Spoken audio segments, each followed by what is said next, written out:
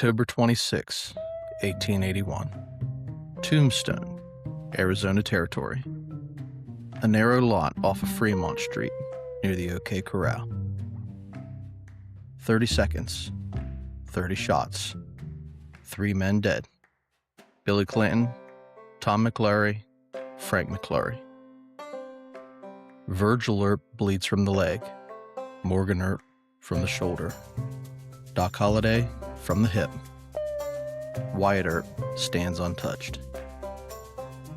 He faces down the cowboys, rustlers, thieves, killers who thought they could run this town. The gunfight lasts less than a minute, but the legend lasts forever. His name? Wyatt Barry Stat Earp, the lawman who stared death in the face and never blinked.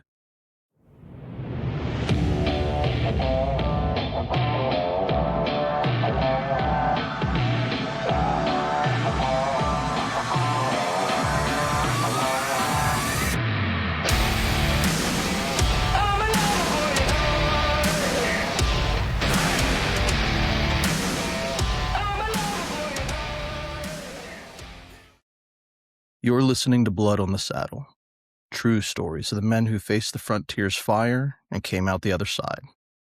Last week we rode with Pat Garrett, the sheriff who ended Billy the Kid, and tonight we ride with the man who held the line in Tombstone, Wyatt Earp. Let's ride. Act 1. The Forge. Born March 19, 1848, in Monmouth, Illinois, fourth of 5 sons to Nicholas and Virginia Earp. His family moved constantly, Illinois, Iowa, California, chasing land, opportunity, survival. Wyatt grew tall, quiet, steady. Learned to handle horses, fists, and firearms young. When the Civil War came, his older brothers James and Virgil fought for the Union. Wyatt, too young, stayed home. He drove freight wagons and hunted buffalo. By 1869, he pinned his first badge, constable in Lamar, Missouri. Married his first wife, Marilla Sutherland. She died of typhoid fever within a year, along with their unborn child, and grief hit hard. He drifted, Arkansas, Kansas, gambling, boxing, forcing the law when it suited. 75 in Wichita, Kansas, he was a deputy marshal. He arrested drunks, broke up fights, and kept the cowboys in line. 76, Dodge City, Kansas, the wickedest town in the West. He was deputy marshal under Bat Masterson. Wyatt earned a name: calm under fire, quick with a gun, fair but firm. He didn't talk much, he acted. He met Doc Holliday there, a consumptive dentist turned gambler, deadly with a pistol. They became brothers in arms. Let's take a rifle break. A man's early losses forge him or break him. Wyatt lost his wife, his child, his roots. He didn't curl up.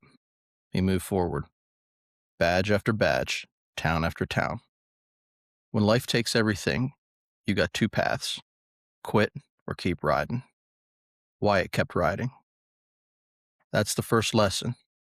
Grief don't define you unless you let it. Stand up, shoulder the load, and keep moving. The trail won't wait for broken men. Act 2. The Crucible. By 1879, there's a silver boom in Tombstone, Arizona Territory. Wyatt, his brothers Virgil and Morgan, and their families head west. Virgil becomes the city marshal. Wyatt deals faro at the Oriental Saloon, owns a piece of it, makes real money. But Tombstone's wild. Miners, gamblers, rustlers called the Cowboys. Clanton-McLaury's, Curly Bill Brocius. They rustle cattle, rob stages, run the county sheriff Johnny Behan's way. Behan's crooked, in bed with the Cowboys. Wyatt's common-law wife, Mattie Blaylock, comes along. But he meets actress Josie Marcus, Behan's girl at first, but she chooses Wyatt, and tension builds. By October 26, 1881, Virgil enforces the No Guns in Town ordinance.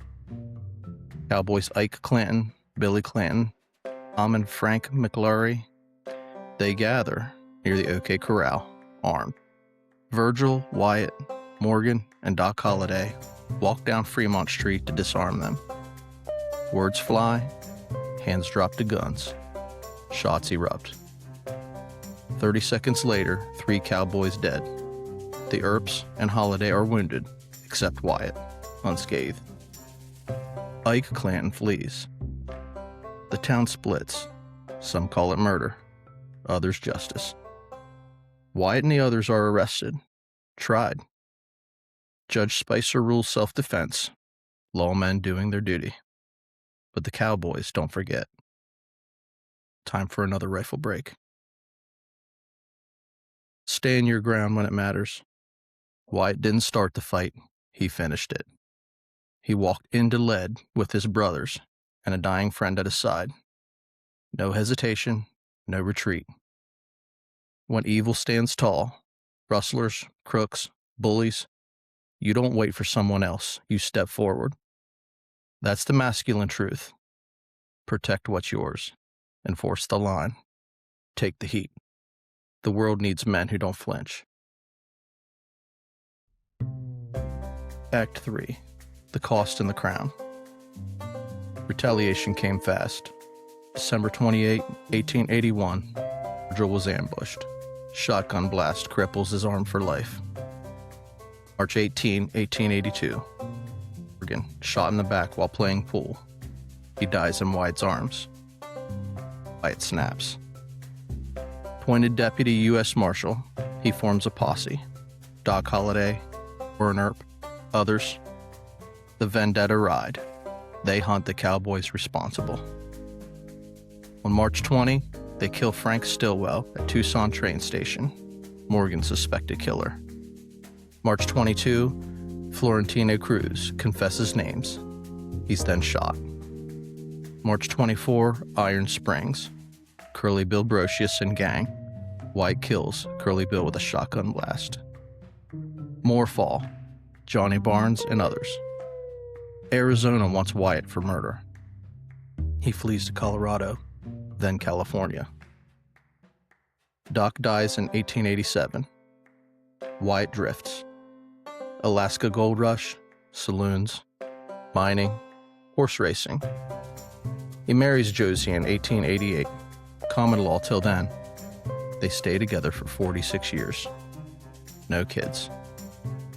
Wyatt referees boxing, consults on early Western films, and he dies January 13th, 1929, in Los Angeles, 80 years old, from prostate cancer. He's buried in the hills of Eternity Cemetery, Colma, California. Died Josie later. Fame explodes after his death. Stuart Lake's 1931 book, Wyatt Earp, Frontier Marshal, became a bestseller. Movies follow. He becomes the icon of frontier justice. Here's the reckoning. Listen, brother. Wyatt Earp wasn't a saint. He was a gambler, a fighter, a grudge holder. But he stood for his family, his badge, and his town. He lost brothers to bullets, friends to disease, and peace to vendetta. But he never backed down. He never broke. Your inheritance? When the world pushes, rustlers in your streets, threats to your people, don't you run. Gather your brothers, load your guns, and hold the line. The cost is high. The alternative is worse. Be the man who stands when others fall. Next week, we track the ghost of the frontier, Jesse James, the outlaw who robbed the rich and fed the myth. Until then, stay hard, stay dangerous, and I'll see you on the trail.